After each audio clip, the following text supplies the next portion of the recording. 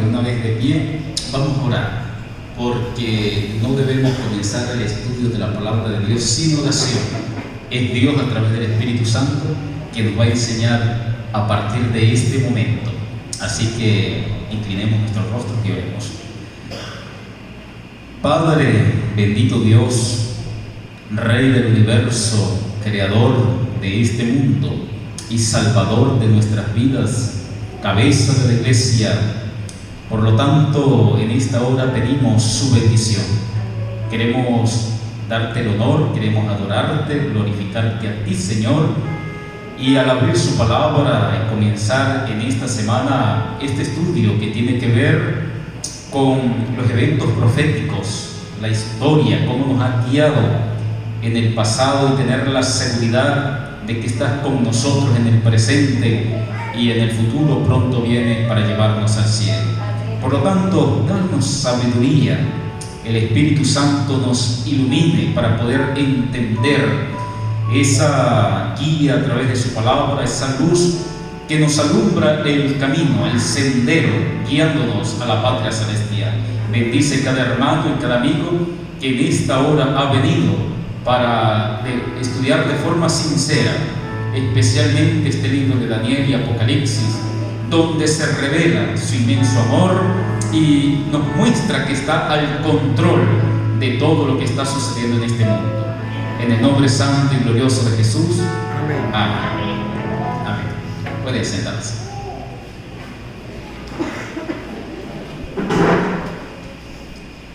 Bien, mis hermanos, esta semana va a ser una semana de estudio. Vamos a disfrutar el estudio de la palabra de Dios. Varios hermanos me habían pedido, habían hablado acerca de estudiar las profecías. Y bueno, vamos a aprovechar esta semana para precisamente, antes de irnos, poder cumplir con esa petición y así todos nosotros podamos fortalecernos a través de este estudio de las profecías. Espero que cada uno de ustedes, como hemos venido, es aprender. Quiere decir que usted trajo su resaltador, trajo su lápiz o trajo una agenda allí para anotar y en la Biblia resaltar ese texto, esa frase importante a través de estos libros preciosos como los libros proféticos llamados la revelación de nuestro Señor Jesucristo, porque venimos es aprender. Decíamos el día de ayer, el sábado en la mañana, que nosotros necesitamos aprender, que la información sea retenida en nuestra mente, que podamos responder de manera muy fluida, tranquila, a aquellos que preguntan la razón de lo que creemos, por qué somos miembros de esta iglesia adventista del séptimo día. ¿Qué es esta iglesia? Tener la seguridad de que es la iglesia que Dios ha levantado en el tiempo del fin y contiene la verdad. ¿Estamos seguros de eso? Bueno, eso tenemos que demostrarlo con la Biblia. Así que durante esta semana pues vamos a estudiar y vamos a ver y ser claros en lo que Dios dice. Lo que Dios dice, verlo de manera muy clara. Hay tres métodos de interpretación de la Biblia, especialmente de la profecía. Tres métodos de interpretación. Dos métodos son incorrectos y uno de esos métodos es el correcto método de interpretación de la profecía bíblica.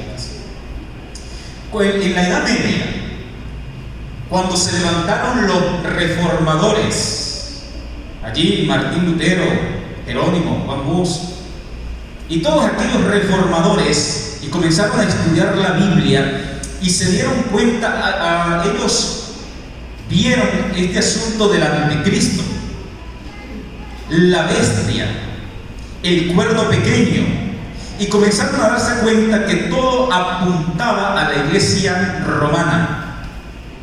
Entonces, a partir de los años 1500, 1600, se levantó en la iglesia romana una contrarreforma para quitarse el peso del libro de Apocalipsis y de Daniel que caía sobre ellos, que señalaba a esta iglesia como el cuerno pequeño, como la bestia de Apocalipsis 13 y el dragón de Apocalipsis 12. Que todo eso vamos a, en esta semana, si podemos abarcar estos capítulos. Así que esta iglesia romana preparó a dos teólogos jesuitas, uno llamado Luis de Alcazar, un sacerdote jesuita, y este sacerdote inventó, fue el fundador del método preterista del estudio de los libros proféticos. ¿Método qué dije? Preterista. ¿Y en qué consiste este método preterista? Cuando se abre el libro de Daniel, especialmente el de Apocalipsis, el método preterista significa que todos esos eventos ya se cumplieron en el pasado con los emperadores romanos, nada más. Entonces, a través de esta interpretación de este método, la iglesia romana se estaba quitando el dedo que este libro Apocalipsis le señala como la bestia o el cuerno pequeño. Esto no tiene que ver con nosotros, se cumplió en el pasado, método preterista. Así que este método es el que usa la iglesia popular, llamado la iglesia romana, este sistema. Número 2, a través de esos mismos años, estamos hablando del 1500 a 1600, se levantó otro teólogo, sacerdote jesuita, llamado Francisco Rivera.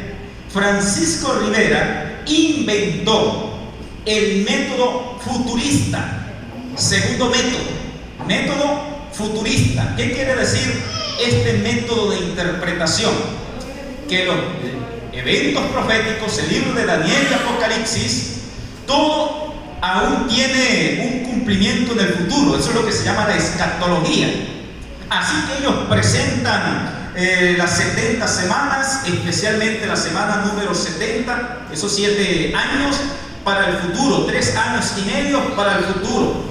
La bestia, el dragón, el anticristo para el futuro. Nada de los eventos proféticos se ha cumplido en el pasado. Entonces a eso se le llama método futurista. Estos dos métodos ya nosotros estamos aprendiendo en esta tarde, apreciado hermano y amigo. ¿Qué estamos aprendiendo? Que estos dos métodos no son seguros a la hora de estudiar la Biblia. ¿Por qué? Porque estos dos métodos es de origen humano, tienen una autoría humana. Así que si son seres humanos los que inventaron esos métodos, entonces no es seguro, ¿sí o no?, para estudiar la profecía. Porque ¿qué garantía tenemos de que esos métodos son correctos si esos métodos los inventó el ser humano? Estos sacerdotes jesuitas, llamados Francisco Rivera y Luis de Alcazar, ya allí nos estamos dando cuenta que esos métodos no son seguros.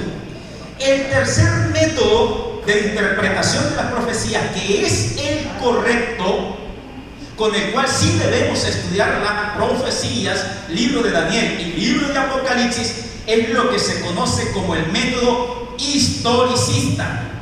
Ahora, ¿por qué ese método sí es seguro? El método historicista, porque ese método no lo inventó ningún ser humano. Y algunos miembros de nuestra iglesia, la Iglesia Adventista del Séptimo Día, le dan la autoría al método historicista a Guillermo Miller. Pero quiero decirle que Guillermo Miller no fue el que inventó este método historicista. Guillermo Miller simplemente, al estudiar las profecías, el libro de Daniel, él descubrió, lo que hizo fue descubrir que ese fue el método de Dios.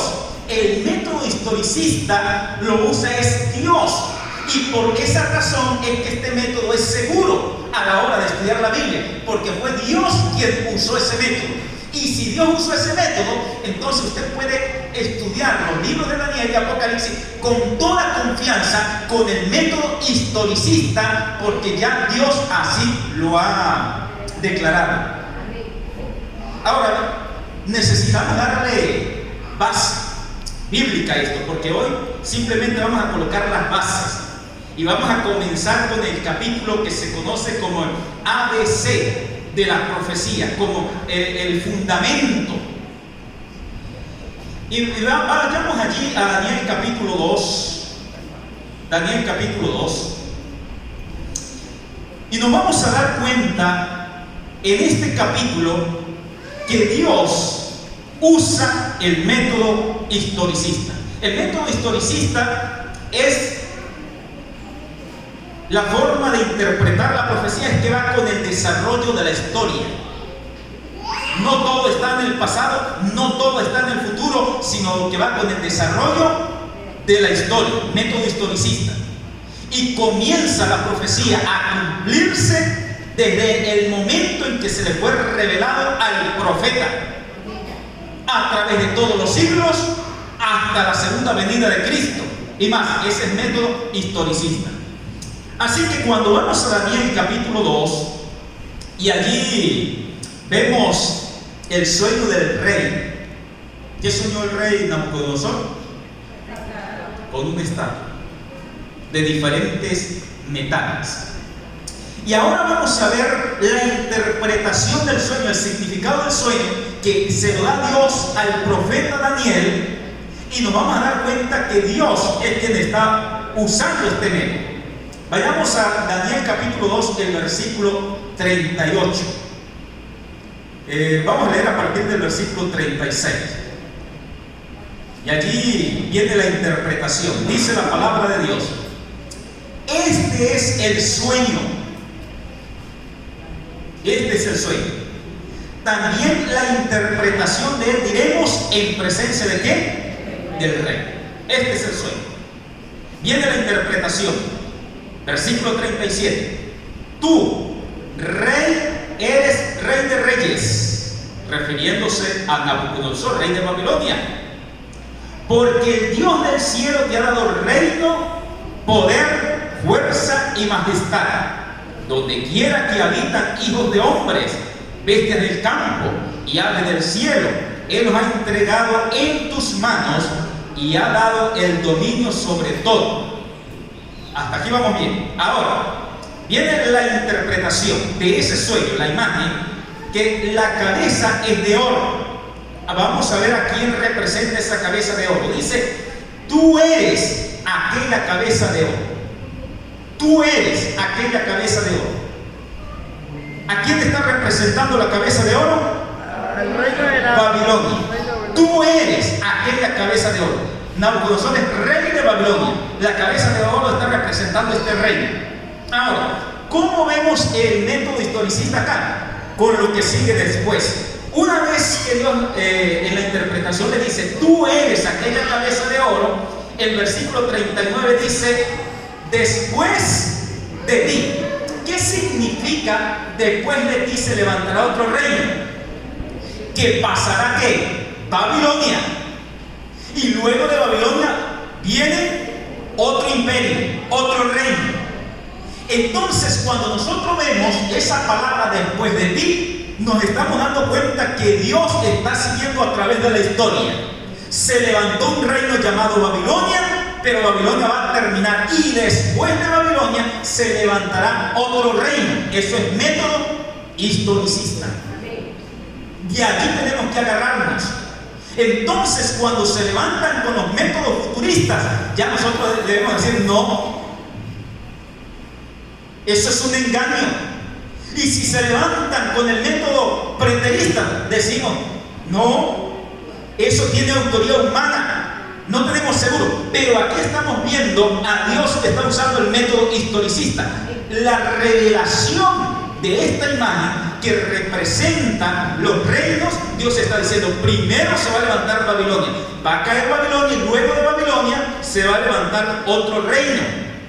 Dice la palabra de Dios, se levantará otro reino inferior al tuyo. Y ahora, vean la continuación del método historicista. Y dice, y luego, ¿qué va a pasar? Un tercer reino de bronce. Luego, ¿qué significa? Está siguiendo en el tiempo. Luego que pasa el segundo reino, entonces viene un tercer reino. Luego significa después. Método historicista. Y el versículo 40 dice, y el cuarto reino será fuerte como el hierro. Es decir, que después del reino número 3 viene un cuarto reino. Estamos afirmando el método historicista. Luego que se levanta ese cuarto reino, dice el versículo 41, a mitad del versículo dice, este reino será un reino dividido. ¿Qué va a pasar con el cuarto reino después? Se va a dividir. Eso sucede después. Estamos corriendo en el tiempo, en la historia. Será un reino dividido. Versículo. Vayamos ahora al capítulo 7.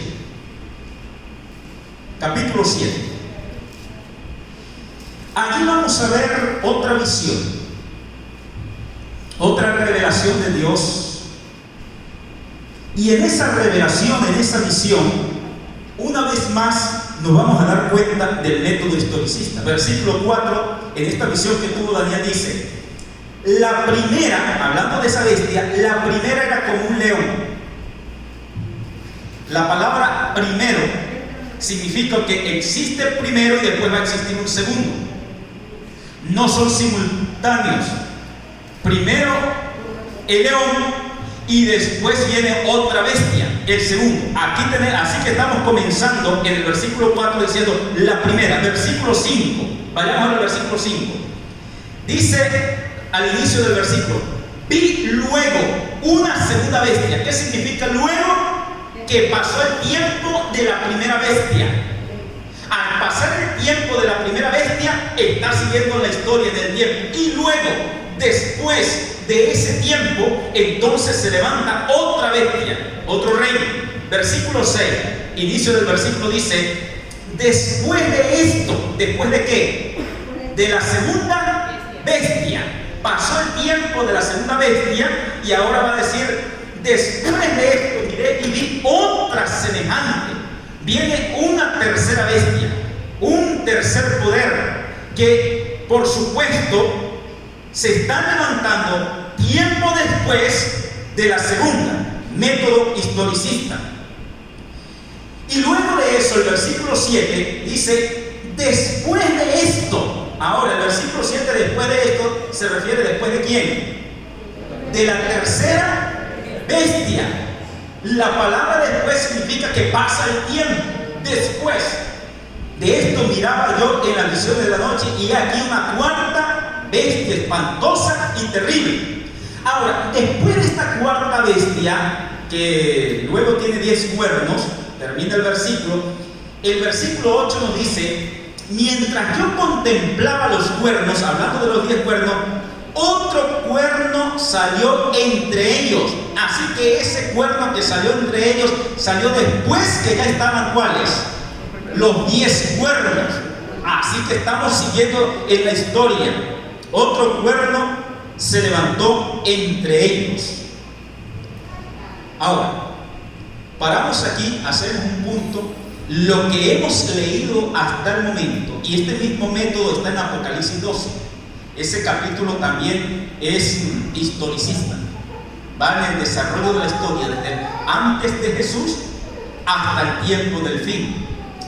Por lo tanto, lo que estamos dando fundamento al leer estos versículos es que Dios sí usa, ¿qué método? El método historicista. Es Dios que lo está usando. Así que el autor es Dios, no es un ser humano.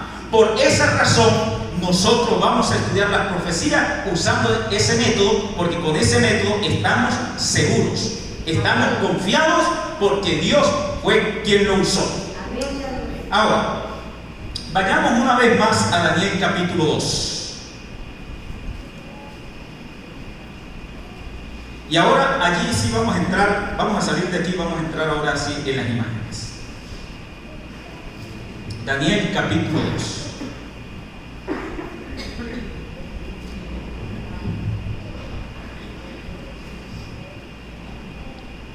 Ok, ¿hasta qué hora vamos a estudiar? ¿Cuánto dijimos que era? 1 hora, ¿verdad? Está muy bien. Daniel capítulo 2. Aquí tenemos un dilema. En el versículo, creo que es en el versículo 39, nos dice, ustedes abran su Biblia, aquí vamos a quedarnos con las imágenes para que ustedes puedan observar, pero ustedes tienen sus Biblias allí y podemos consultar la Biblia. Daniel capítulo 2, versículo 29.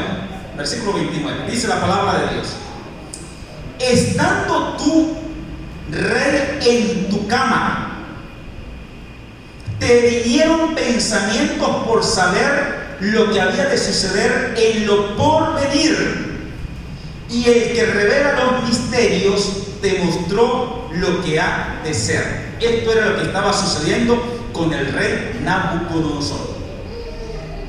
¿Qué estaba pasando con el rey cuando estaba en su cama? Él estaba pensando, todavía no estaba dormido, ¿no?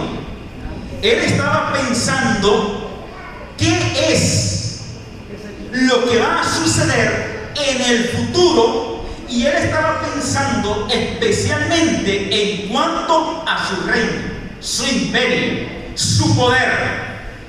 El objetivo, el plan, la meta, el sueño o el objetivo del rey es que su reino, su imperio Babilonia, permaneciera para siempre. ¿Cuál va a ser el futuro?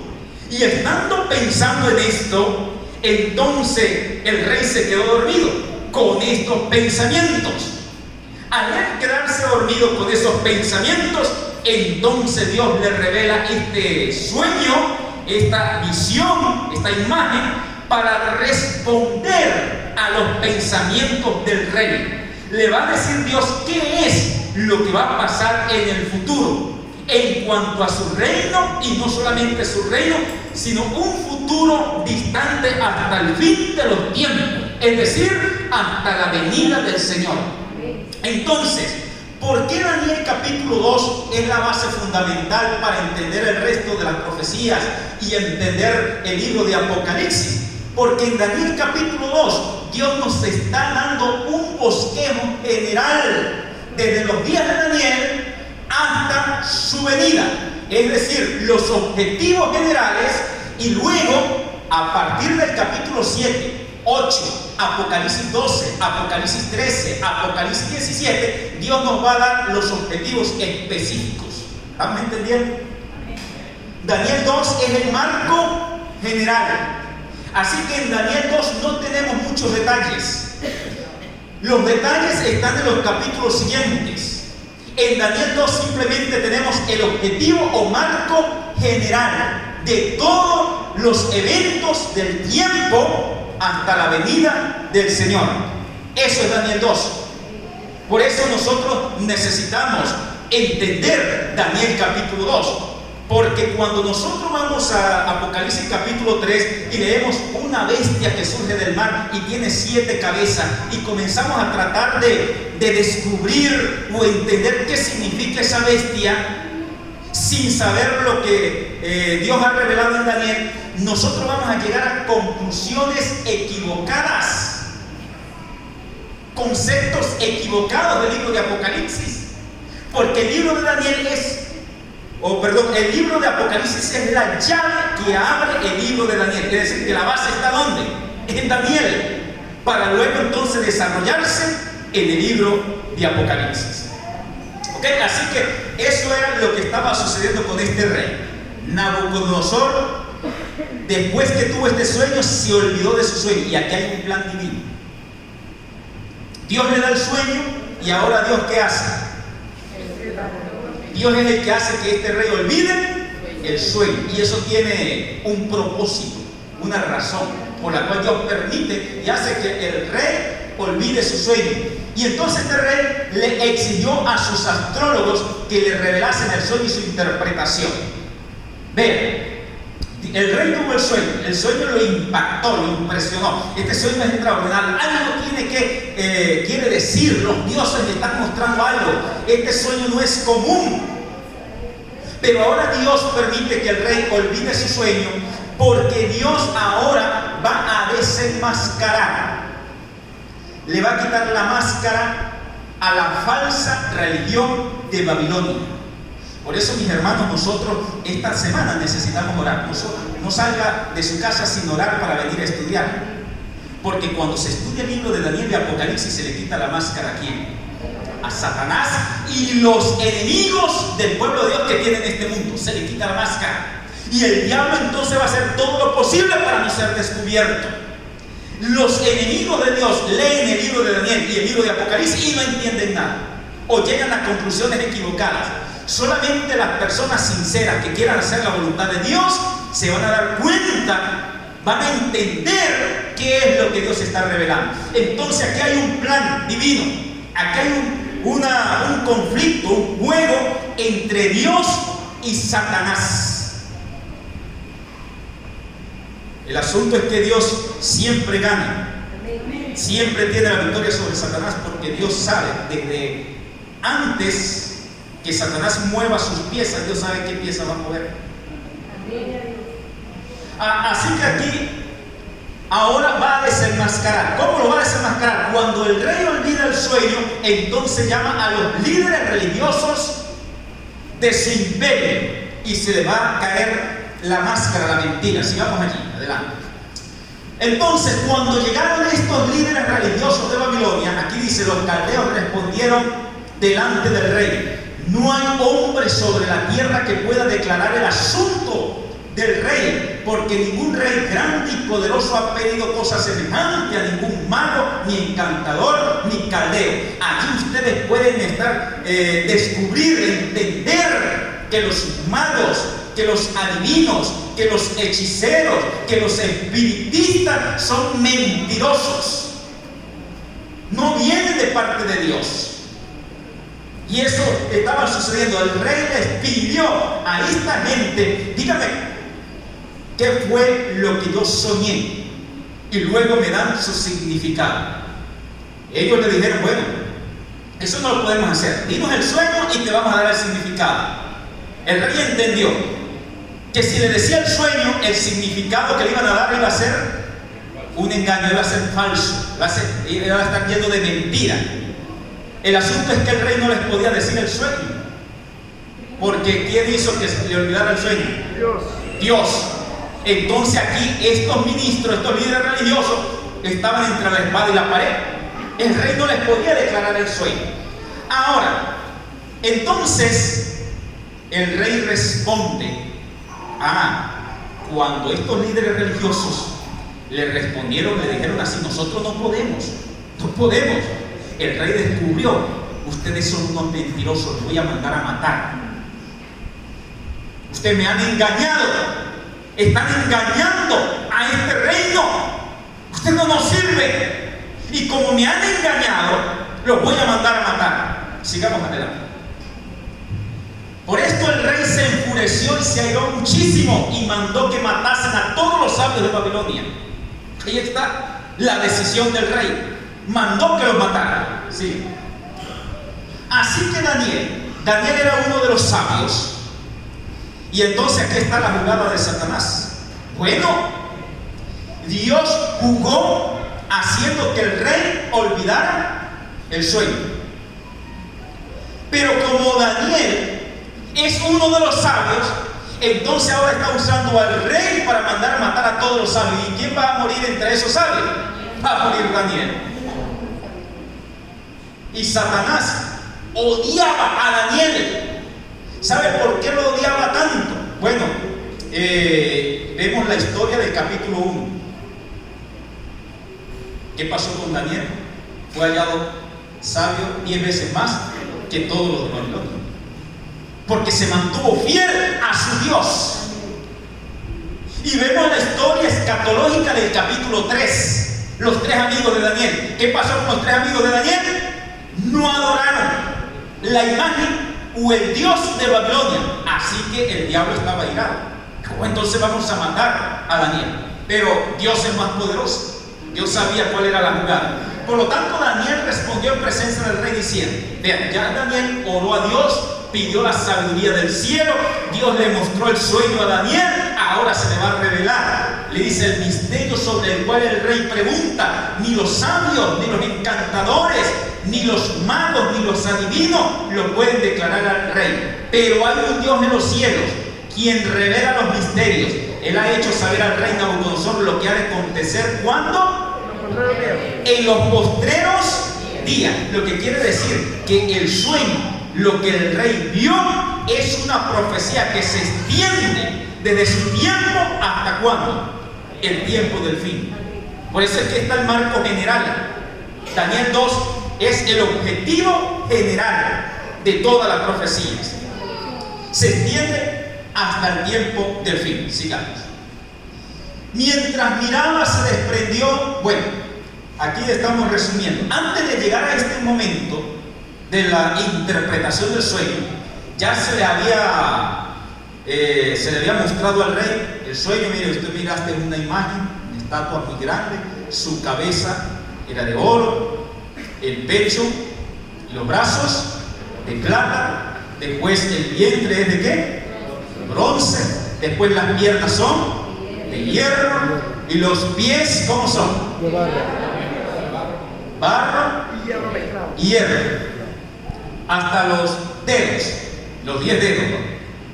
Ahora, cuando llegamos acá, es que continúa aquí el texto. Mientras miraba se desprendió una piedra sin intervención de manos. Ella golpeó la estatua en sus pies de hierro y de barro cocido los desmenuzó. Entonces se desmenuzaron también el hierro, el barro cocido, el bronce, la plata y el oro, y se volvieron como el tamo de las eras en verano. El viento se los llevó y nunca más fue hallado su lugar, y la piedra que golpeó la estatua se convirtió en una gran montaña que llenó toda la tierra. Hasta allí llegó el sueño. ¿Qué significa ese sueño? ¿Cuál es la interpretación? Sigamos adelante. Ahora viene la interpretación. Ya habíamos leído. ¿Qué dice Daniel por inspiración divina? Tú eres aquella cabeza de oro. Ahora, ¿qué nosotros, hermanos, necesitamos dominar aquí? Procesar, tener en nuestra mente. Ya nos dimos cuenta que Dios usa el método historicista. Luego, después, se levantó otro reino. Eso es método historicista, un tiempo después. Lo que nosotros necesitamos ahora dominar son los años. Porque Dios habló, nos reveló a través de su palabra, y la historia ahora va a comprobar que lo que Dios reveló y mostró es verdad, se cumplió. Así que usted necesita dominar, por lo menos, vamos a hacer un resumen, las fechas más importantes. Número 1, este imperio, Babilonia, comenzó su reinado en el año 605 a.C. Así que usted tiene que seguir con la historia. 605 a.C., método historicista. Así que tiene que llegar a un año donde Babilonia va a caer. ¿Y cuál es ese año?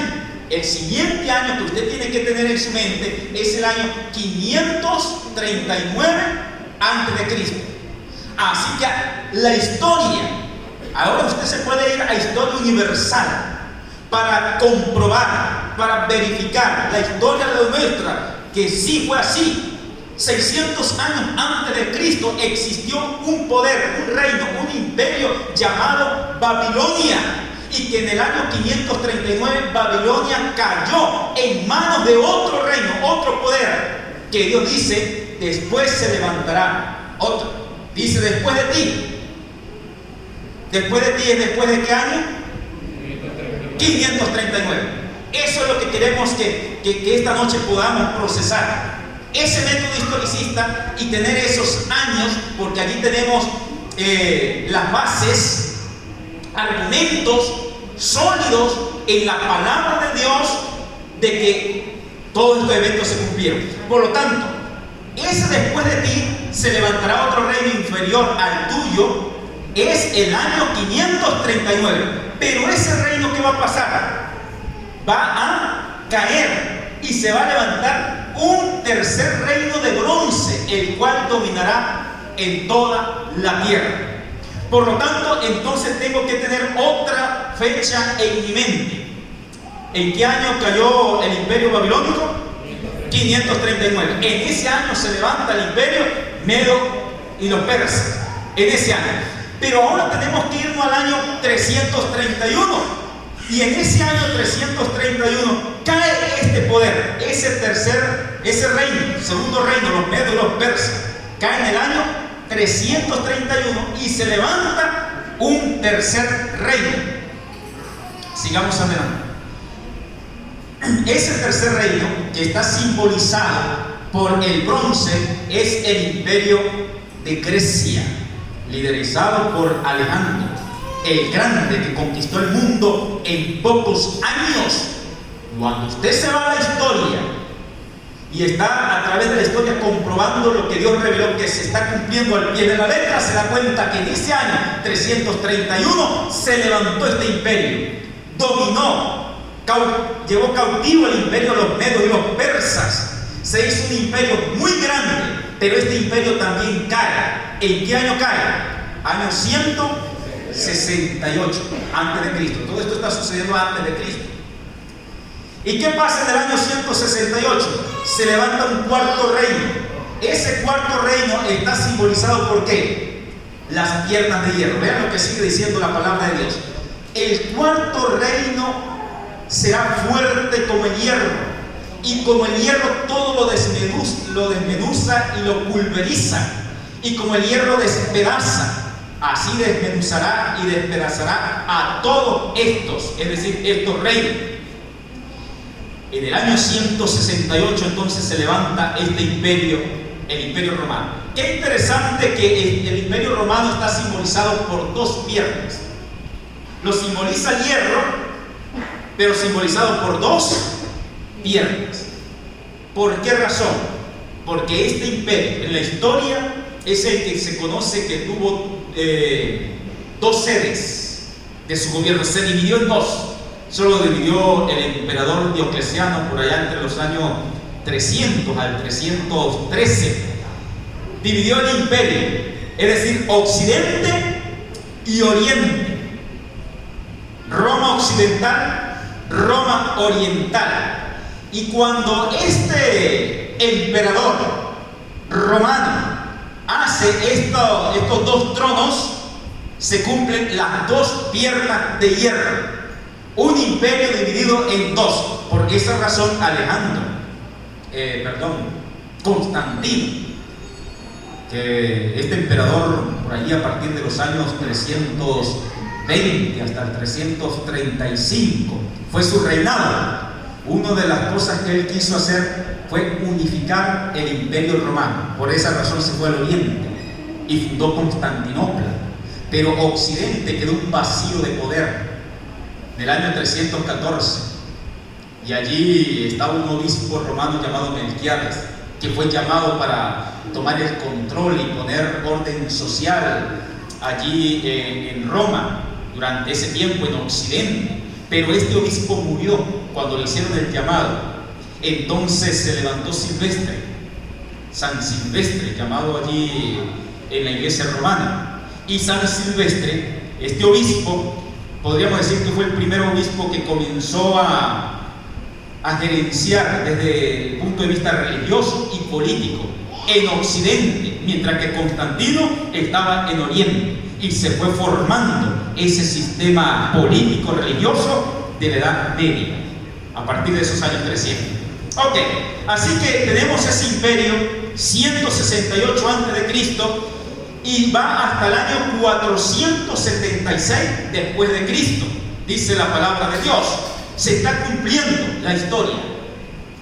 Luego dice: lo que viste de los pies y de los dedos, que en parte eran de barro cocido de alfarero y en parte de hierro, significa que ese reino estará dividido, pero en él habrá algo de la firmeza del hierro, tal como viste que del hierro estaba mezclado con barro cocido.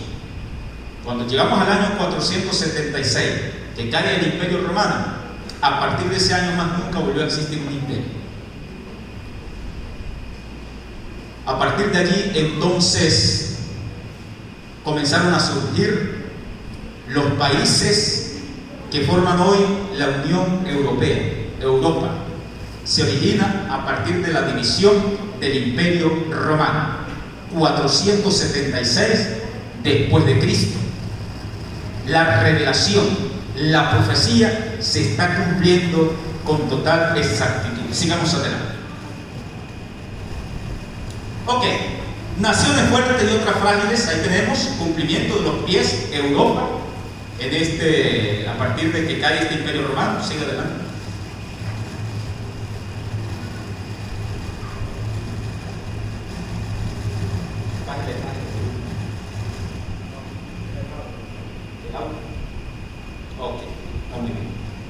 Ok, vamos a seguir adelante. Bien, y Dios dijo en el versículo 43: no se pegarán el uno con el otro, así como el hierro no se puede mezclar con el barro.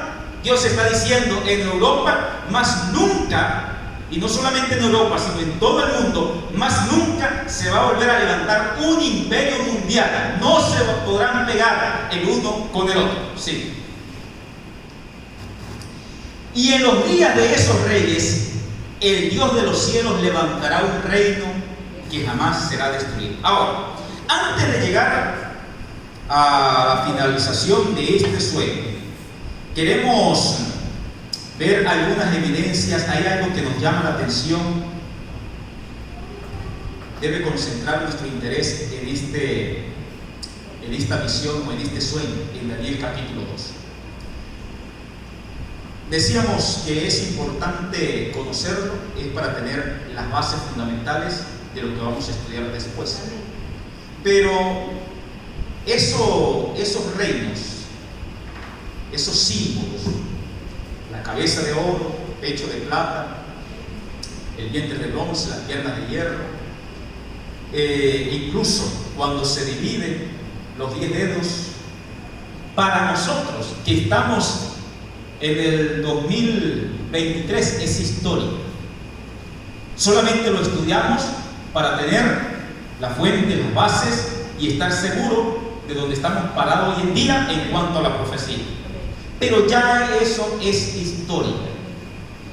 El asunto es que en este capítulo 2 de Daniel, en este sueño, a nosotros nos debe llamar más que todo la atención allí en los pies de la imagen. Porque luego viene la roca y golpea ¿dónde? Los pies de la imagen. Así que ese debe ser nuestro mayor interés, los pies de la imagen.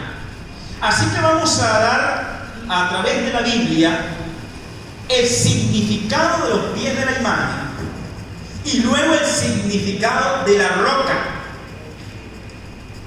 Vamos a leer en Jeremías capítulo 18, versículos 1 y 6. Ahorita vamos a volver aquí. Si quieren vamos a colocar el texto. Ustedes trajeron su Biblia, lo pueden consultar. Los pies de la imagen, allí hay un elemento que no es un metal. Vean, hermanos, Dios nos ha revelado los acontecimientos de este mundo a través de símbolos. Y Daniel capítulo 2 es completamente simbólico. Tengan en cuenta eso. Vean, el oro es simbólico, ¿sí o no? Simbólico. La plata es simbólico. El bronce, simbólico. El hierro, simbólico. Pregunto, ¿entonces el barro será simbólico, sí o no? La roca, simbólico. Quiere decir que el barro también es simbólico. Hay que ser consistente Ya entendemos cada uno de esos símbolos, lo que representa. Babilonia, Medo-Persia, Grecia, Roma, cuando se divide Roma. Pero ahora, ¿qué simboliza el barro? Y eso es lo que vamos a tratar de descubrir aquí. Después del año 476, recuerden que Roma cae en el año 476. ¿Qué dice Jeremías capítulo 18, versículo 1 al 6? Dice la palabra de Dios. Palabra de Jehová que vino a Jeremías diciendo: levántate y vete a casa del alfarero y allí te haré oír mis palabras. ¿Se va a ir a casa de dónde? Del alfarero. Allá ya tenemos conexión, ¿no? Vamos a ver qué pasa allí. Y descendí a casa del alfarero y aquí que él trabajaba sobre la rueda. Y la vasija, ¿de qué era la vasija? De barro. Estamos tratando de identificar el barro en los pies de Alemán. Y aquí Dios nos está dando luz. Y la vasija de barro que él hacía se echó a perder en su mano y volvió y la hizo otra vasija según le pareció mejor hacer. Versos 5. Entonces vino a mí palabra de Jehová diciendo: ¿no podré yo hacer de vosotros como este alfarero, oh casa de quién? De Israel. ¿Quién representa el barro aquí? Los hijos de Dios. Casa de Israel. Y la casa de Israel era la iglesia de Dios del Antiguo Testamento. Entonces, es decir, que el barro aquí en este simbolismo que Dios nos está dando representa la iglesia. Mientras que los metales en la imagen que representan poderes civiles, políticos. Eso representa los metales. Quiere decir que el barro está representando un poder totalmente diferente a lo que representan los metales. Aquí nos está diciendo que el barro representa al pueblo de Israel y el pueblo de Israel era la iglesia. Y vamos a seguir afirmando esto, ratificando con la Biblia. ¿Qué dice Génesis capítulo 2, el versículo 7? Entonces Jehová Dios formó ¿a quién? Al hombre. Al hombre. ¿De qué lo formó? El polvo de la tierra.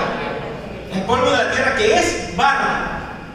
Pero a ese cuerpo, a ese polvo, a ese barro que Dios formó, le dio un segundo elemento. ¿Qué segundo elemento le dio? Aliento de vida. Espíritu. Aliento de vida. Tengan en cuenta eso. Ahora, ¿qué dice Isaías 64, versículo 8? Ven lo que dice la palabra de Dios. Ahora pues, Jehová, tú eres nuestro Padre. ¿Nosotros somos qué? Dice allí, barro. Noten, el texto está diciendo que nosotros somos barro y tú el que nos formaste. Así que obra de tu mano somos todos nosotros. Nosotros somos barro, su pueblo, barro. Como lo decía el texto anterior, el pueblo de Israel es simbolizado con el barro. Pero ahora el barro, si nosotros somos barro, la iglesia es barro, según Génesis 2:7, tiene que dársele el soplo de vida, tiene que dársele el espíritu. Y entonces, precisamente, la palabra de Dios lo comprueba. ¿Qué dice Colosenses 1, versículo 18? Vayamos allí a Colosenses 1, versículo 18. Y Él es la cabeza del cuerpo. ¿Quién es Él?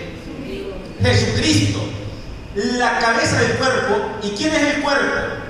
Ahí lo dice, la iglesia. ¿Se dan cuenta que la iglesia es un cuerpo?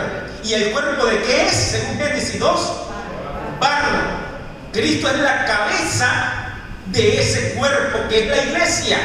La iglesia es de barro. Dice el que es Él, que es en el principio, el primogénito de entre los muertos, para que Él tenga toda la preeminencia. Está hablando de Cristo como cabeza de la iglesia, y la iglesia es un cuerpo. Ahora, en Hechos capítulo 2, versículo 1 al 4, vean lo que nos está diciendo allí la palabra de Dios. Cuando llegó el día del Pentecostés, estaban todos unánimes juntos. ¿Quiénes estaban juntos? La iglesia, el cuerpo. El texto anterior nos decía que la iglesia es un cuerpo, pero según Génesis 2, ¿el cuerpo qué necesita? El espíritu, el soplo. Así que aquí está el cuerpo.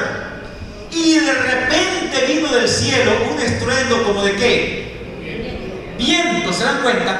¿Qué estaba reunido? El cuerpo, estaban juntos, la iglesia y el cuerpo estaban unidos, reunidos allí, pero el cuerpo estaba muerto, no tenía vida. Cuando ellos estaban reunidos en el aposento alto, en el día del Pentecostés, la iglesia no tenía vida, la iglesia necesitaba la vida para levantarse. Por esa razón, aquí viene el Espíritu. Dice, estruendo como de un viento recio que soplaba, es decir, se está soplando sobre el cuerpo. Así como Dios hizo un cuerpo a Adán, Génesis 2:7, luego dice que le sopló en su nariz el aliento, que es el Espíritu, y Adán vivió. Aquí está el cuerpo de la iglesia, sopló ese viento, el cual llenó toda la casa donde estaban sentados.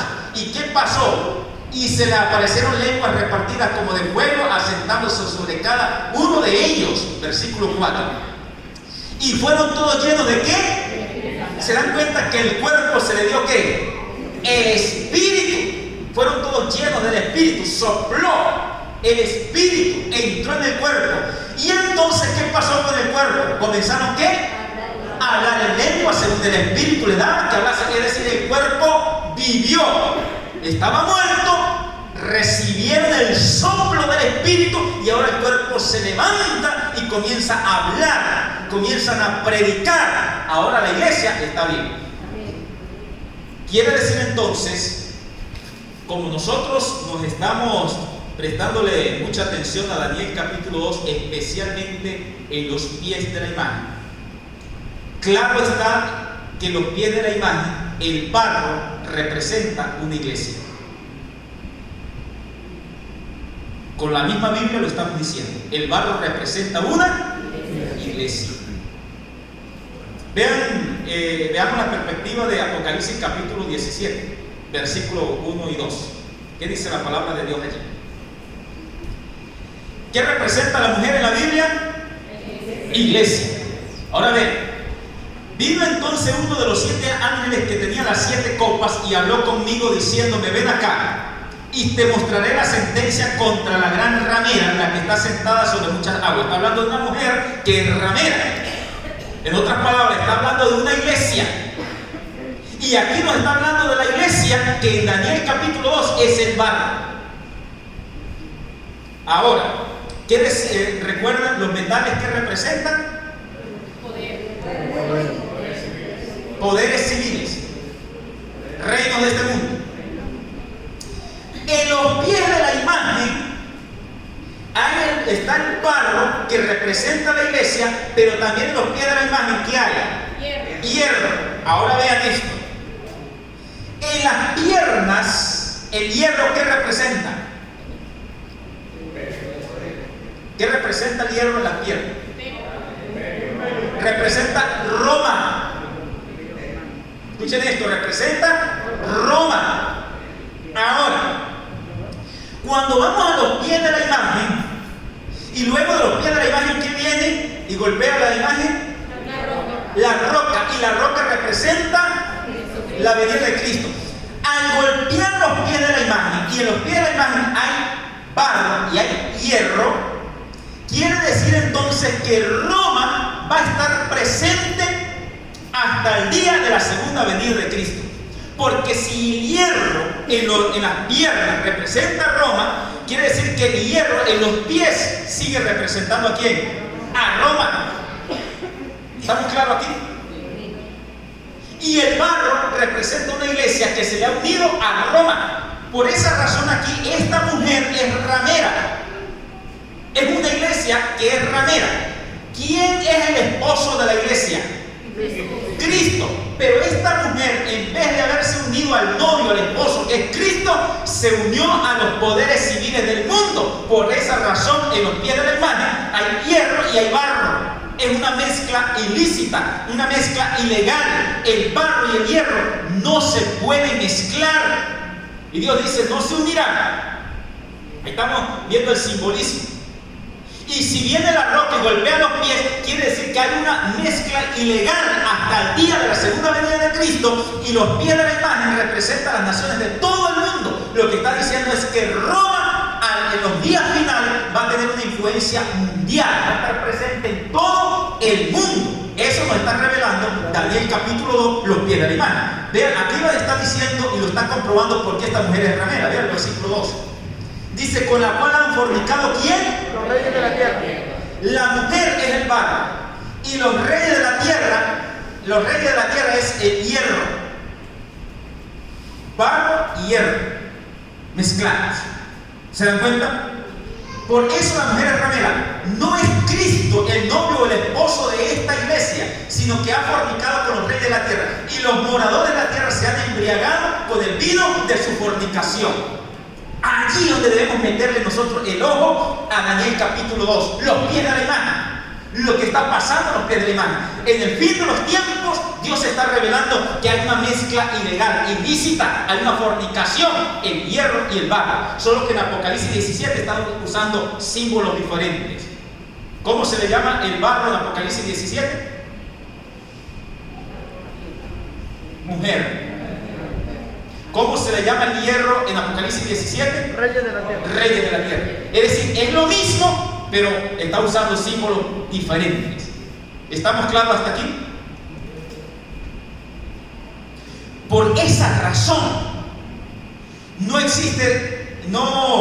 se menciona a Roma solo cuando usted viaja allá a Italia, sino que en todos los países del mundo se menciona a Roma. ¿Ha escuchado usted el nombre de una iglesia que dice Iglesia Romana? Bueno, es Daniel capítulo 2. Hierro y barro. En cada ciudad, en cada pueblo, la plaza central, tenemos a un templo. ¿Y qué hay alrededor de la plaza? Los edificios alcaldías, gobernación, es decir, del Estado, que representan los poderes del Estado, y está la iglesia. ¿Qué significa eso? ¿Qué estamos viendo en la plaza? Estamos viendo el hierro y el barro. Y eso está en todo el mundo. ¿Estamos entendiendo? Usted va en la mayoría de las plazas, no sé aquí, pero en la mayoría de las plazas usted ve el templo y además del templo, las casas de gobierno. ¿Por qué? Porque están casados, están unidos, y eso va a permanecer así hasta que llegue la roca. Pero otro punto importante que estamos aprendiendo aquí es que la roca, la mayoría de nosotros nos imaginamos la roca específicamente cuando Cristo se muestra en las nubes de los cielos. Pero cuando nosotros hacemos el cuadro comparativo de Daniel capítulo 2 con el capítulo 7 y el capítulo 8, nos damos cuenta que no. Comienza antes. Ahora, cuando uno oye al cura decir la misa, y eso está hablando de una señora que es católica, que entienda, señora, que cuando el cura habla y dice, vamos a orar por la Santa Madre Iglesia Católica, y empieza los santos mandamientos de la Santa Madre Iglesia Católica, son 10, nunca nombra los mandamientos de Dios. sí, eso lo vamos a seguir estudiando. Y hoy es verdad, me entienda, usted nunca prenda la televisión, la radio, él nunca habla de los 10 mandamientos de Dios. Así es.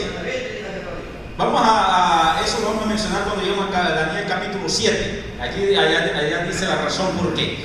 Ahora, ya dijimos la interpretación del hierro y del barro en los pies de la imagen. ¿Están claros? Tenemos los textos de la palabra de Dios que nos aclaran el significado del barro.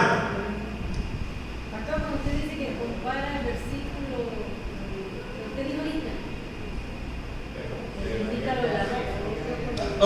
Daniel capítulo 2 con el capítulo 7 y el capítulo 8. Es un cuadro comparativo que eso se lo vamos a explicar. Vamos a ver si nos da tiempito mañana o pasado mañana. Cómo ese cuadro comparativo, y nos lleva al año, a la fecha que comenzó el reino de la roca. Solo que cuando Cristo venga se va a ver visible, pero eso comenzó antes. Ahora, en Daniel capítulo 2, el versículo 45, vayamos allí, Daniel capítulo 2, el versículo 45. Dice la palabra de Dios: de la manera que viste que del monte fue cortada una piedra. Ahora aquí vamos ahora a la piedra. Dice: no con mano, la cual desmenuzó el hierro. ¿Qué significará esa piedra? Allí en 1 de Pedro capítulo 2 versículo 16. Vamos a lo que dice ese texto. 1 de Pedro capítulo 2 versículo 16, versículo 6. Creo que versículo 6. Vayamos. Sí, 6. Por lo cual también contiene la escritura: he aquí pongo en Sión la principal piedra del ángulo. Aquí ya nos está diciendo qué significa piedra. La piedra del ángulo escogida, preciosa, y el que creyere en él no será ¿qué? Avergonzado. ¿Cuál es la principal piedra del ángulo? Es Cristo Jesús. Y eso lo ratifica allí en 1 de Corintios capítulo 10, el versículo 4. Cuando coloque ese texto, dice: y todos bebieron de la misma bebida espiritual, porque bebían de la roca. ¿Quién dice roca espiritual? Que lo seguía. ¿La roca quién era? Cristo. El pan que está en los pies de la imagen, allí mezclado con el hierro, que es una mezcla ilegal ilícita, dice que la piedra o la roca fundamental de la iglesia es Pedro. Pero en la Biblia nos está diciendo que la piedra, la roca, ¿es quién? Es Cristo. Vamos a estar en eso bien claro allí. Ahora, eso significa la piedra.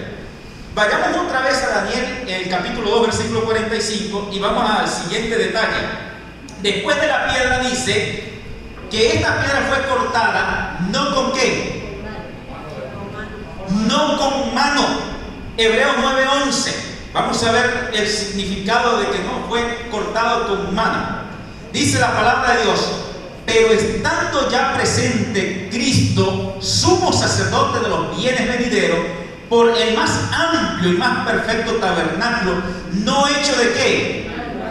De manos, es decir, no de esta creación. En otras palabras, esa piedra en Daniel 2 que es cortada no con mano, nos está diciendo Dios: esto no tiene nada que ver con seres humanos. Este es un reino completamente fuera de la tierra. Es el reino de Cristo Jesús. Es totalmente espiritual. Y por esa razón la piedra, que no es de mano, no es de ser humano, viene y golpea la imagen y destruye los reinos de este mundo, que están completamente contaminados por el pecado. Por esa razón es muy revelador lo que dice el Evangelio según San Marcos.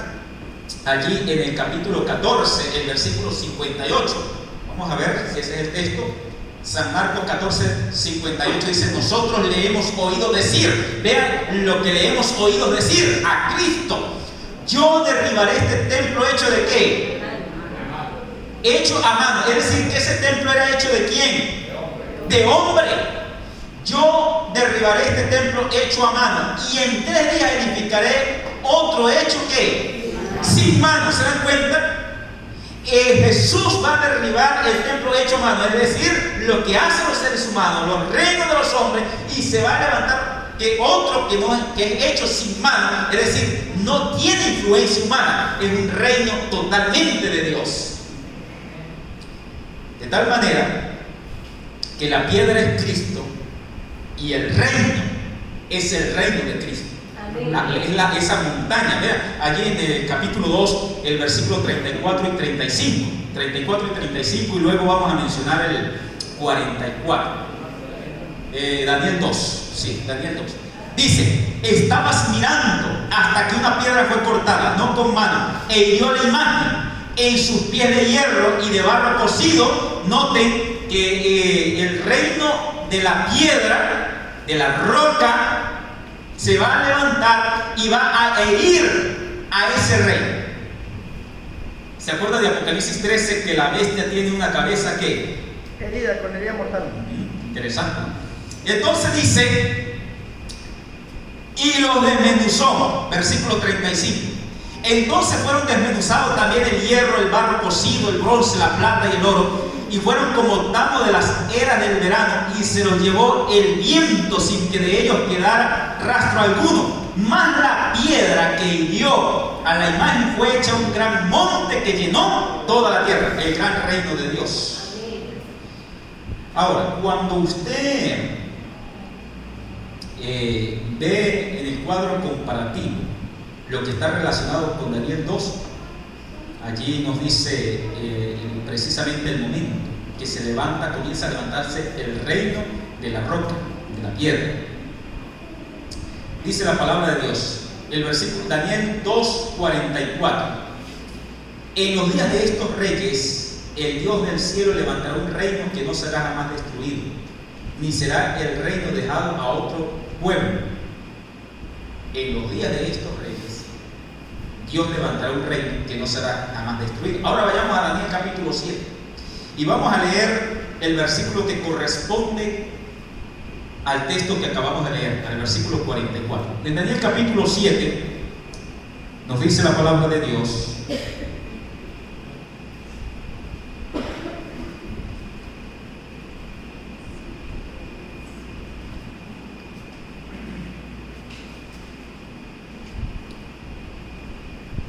el versículo, vamos a ir al versículo 8. Mientras yo contemplaba los cuernos, otro cuerno pequeño salió entre ellos. Aquí vamos a mencionar después del cuerno pequeño.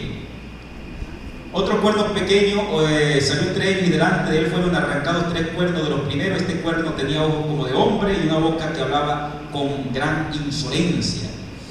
Ahora, después de la obra de ese cuerno pequeño, el versículo 25 nos dice que son por 1260 años. Sigue diciendo el versículo 9: estuve mirando hasta que fueron puestos unos tronos. ¿Después de la obra de quién? Del cuerno pequeño. ¿Y el cuerno pequeño por cuánto tiempo reinó? 1260 años. ¿Y en qué año terminó el reinado del cuerno pequeño? 1798. Quiere decir que lo que va a decir aquí es lo que viene después de ese año. Es el levantamiento de la roca. Vean lo que dice el versículo 9. Estuve mirando hasta que fueron puestos unos tronos, y se sentó un anciano de día. Su vestido era blanco como la nieve, el pelo de su cabeza como una lana limpia. Su trono llama de fuego y fuego ardiente la rueda del mismo. Un río de fuego procedía y salía delante de él. Miles de miles le servían, y millones de millones estaban delante de él. El juez se sentó y los libros fueron abiertos. Yo entonces miraba a causa del sonido de las grandes insolencias que hablaba el cuerno. Escuchen, hablaba el cuerno, y mientras miraba, mataron a la bestia.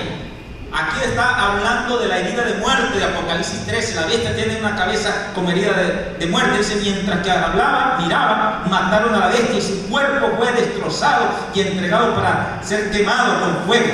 También a las otras bestias se les habían quitado su dominio, pero le había sido prolongada la vida hasta cierto tiempo.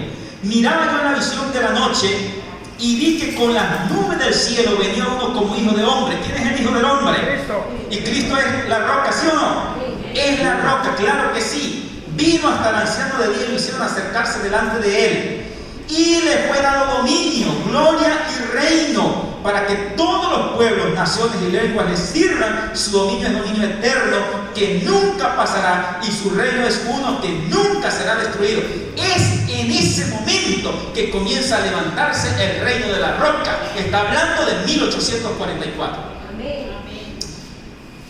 En 1798 se le da la herida a la bestia, y en 1844 Jesucristo comienza el juicio en el cielo y comienza a organizarse el reino de Cristo allá en el cielo. Solo que en su segunda venida Él va a recibir el reino, su reino, que somos nosotros, somos la iglesia, lo va a recibir de manera palpable, tangible, literal. Pero su reino se está firmando desde 1844 en los libros del cielo, para tener aquí la evidencia, todo legal del reino de Cristo. ¿Estamos entendiendo? Sí, amén. Solo que en su venida se va a ver el reino de la roca de manera visible, pero el reino de la roca comenzó a levantarse. Vean, en el capítulo, allí mismo en el capítulo 7, en el versículo 25, habla de la obra del cuerno pequeño. Dice, y hablará palabras contra el Altísimo, y a los santos del Altísimo quebrantará, y pensará en cambiar los tiempos y la ley.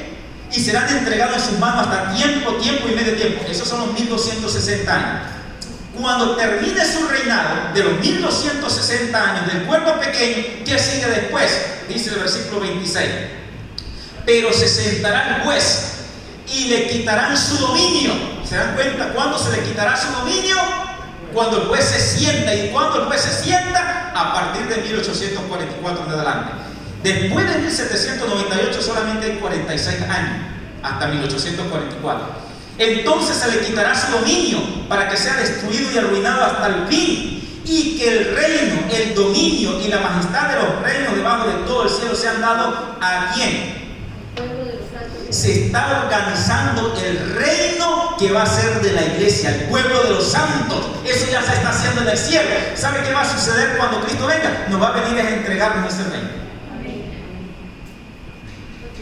Por eso dice acá: pueblo de los santos del Altísimo, cuyo reino es reino eterno, y todos los dominios le servirán y obedecerán. Es decir, después de 1798, que es el reinado del pueblo pequeño, allá en el cielo comenzó el juicio. Jesucristo a organizar su reino, la purificación del santuario, tiene que ver con afirmar su reino. Y el reino de Cristo son todos los redimidos, desde Adán y Eva hasta el último pecador que se arrepienta y acepte a Cristo, van a formar lo que es su reino.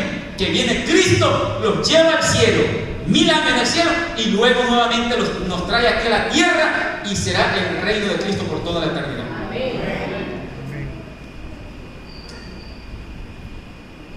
Ahora, vamos otra vez a las diapositivas. Quedamos aquí, ¿verdad? Pero se nos terminó el tiempo. Oh, sí. Entonces, en los días de esos reyes, el Dios de los cielos levantará un reino que no será jamás destruido. Vean ustedes la similitud, el paralelismo. Aquí está hablando de Daniel capítulo 2. Y ahorita, ¿qué estamos leyendo? Daniel 7. El capítulo 7. Se dan cuenta que está hablando de lo mismo. Y aquí está hablando de la roca. Está explicando el reino de la roca. En los días de esos reinos, en los pies de la imagen. Recuerden, la mezcla del barro con el hierro.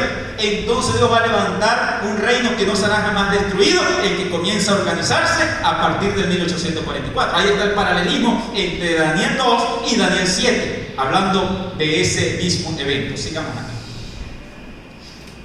Ok, sigamos. Así que la piedra representa ese reino de Dios. Ahí tenemos el método historicista. Vamos a ver de aquí en adelante para mañana. Mañana vamos a ver, vamos a entrar en Daniel capítulo 7. Hermanos, vamos a estudiar Daniel capítulo 7. Vamos a entrar ahora a hermano Alivio a dar más los detalles del cuerno pequeño que está en Daniel capítulo 7. Y vamos a ver los detalles también de la historia, que lo comprueban, lo que Dios reveló allí. Vamos a estudiar Apocalipsis capítulo 12. Vamos a ver si nos da tiempo de estudiar todos los versículos de Apocalipsis capítulo 12. Y luego vamos a estudiar Apocalipsis capítulo 13. Estoy diciendo lo que vamos a estudiar esta semana. Así que no se pierdan. Si usted quiere sacarle mayor provecho, léase todo el capítulo 2 que estudiamos esta noche.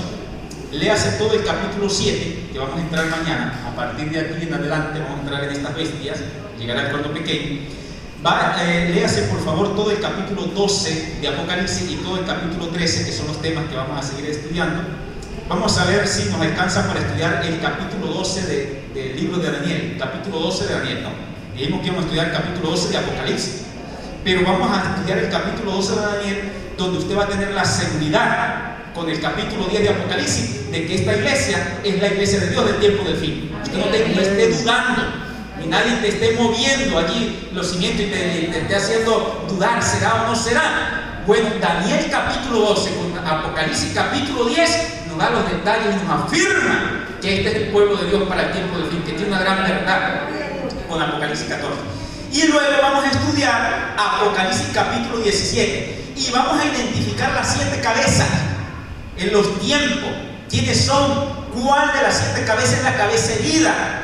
Vamos a entender en Apocalipsis capítulo 17 qué es lo que Dios nos dice allí en el versículo 8, 9 y 10. 5 han caído, cuál es el que es y cuál es el que va a durar poco tiempo y cuál es el octavo que es entre los 7. Todos esos detalles lo vamos a entender. Vamos a entender lo que es el hombre de pecado, de 2 Tesalonicenses capítulo 2, el hijo de perdición, el anticristo. Todos esos detalles vamos a estudiarlo durante esta semana, así que no se los pierdan. En esta noche Dios les bendiga y sigamos orando para que Dios nos dé sabiduría. Bendiciones para todos.